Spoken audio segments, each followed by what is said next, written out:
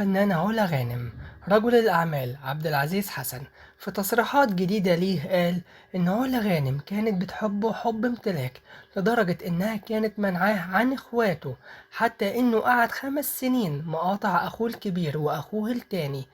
وحتى أخته كمان بسبب علا غانم، علشان خاطر كانت عاوزاني لوحدي، وكانت بتقولي ما ينفعش تكلم حد،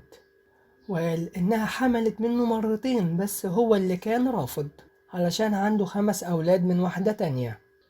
وقال إن علا غانم عندها مشكلة وما كانتش هتقدر تخلف تاني، وأضاف إن أخوها كان بيبعت له أوراق بتقول إن محطة البنزين بتاعته كانت كسبانة 800 ألف جنيه، لكن في الواقع المحطة كانت خسرانة مبلغ 1,200,000 جنيه في شهر ونص.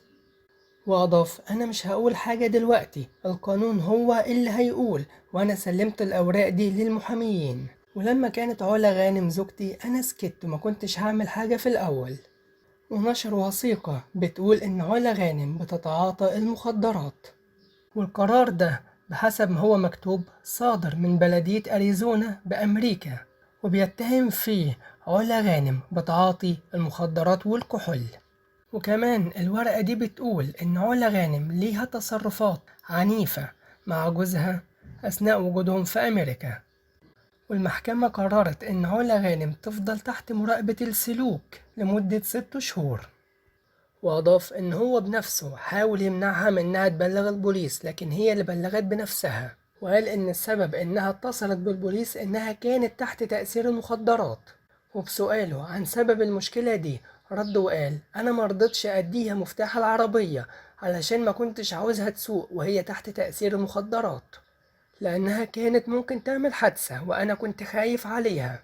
وقال إن حتى لما البوليس جه شكرني جدا إني مرضتش أديها مفاتيح العربية، لكن هولا ساعتها عورتني وكسرت لي تليفوني. وعن سؤاله بإن علا قالت عليه إن هي مشغلة عندها وبتديله مرتب شهري، رد وقال أنا رجل أعمال من سنة 79 وعندي شركات ومحطات بنزين وعندي مطاعم وعندي بيوت وعندي عماير وأوتيلات وحاجات كتيرة جدا. وأضاف سنة 2017 لما عرفت اللي عمله أخوها ولما حسيت إن في لخبطة حاصلة، وأنا عارف إن والدتها هي اللي عملت اللخبطة دي كلها علشان تبوظ علاقاتي،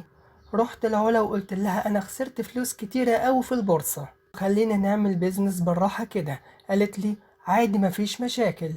وبدأنا بالفعل واشتريت لها بيت، وأنا كنت مشتري بيت لبنات علا، وأنا حسيت بلخبطة، حتى بنتها كانت بتبص جوه أوراقي